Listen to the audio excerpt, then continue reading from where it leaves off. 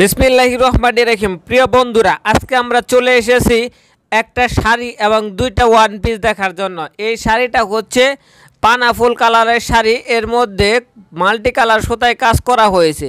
বন্ধুরা, চারদিকে পাইপিং করা আছে। এই শাড়িটা হচ্ছে অরিজিনাল প্রাইড কটনের শাড়ি।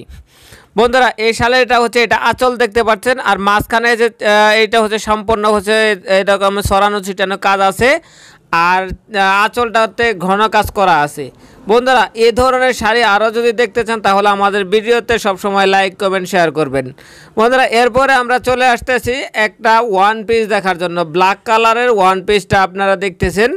এই ব্ল্যাক কালার ওয়ান পিসটার মধ্যে মাস্টার কালার সুতা ব্যবহার করা হয়েছে, ডলারও এক কাজ করা হয়েছে। এটা হচ্ছে 3 ফুলের একটা ডিজাইন। এই ডিজাইনটা অনেক ভালো চলতেছে।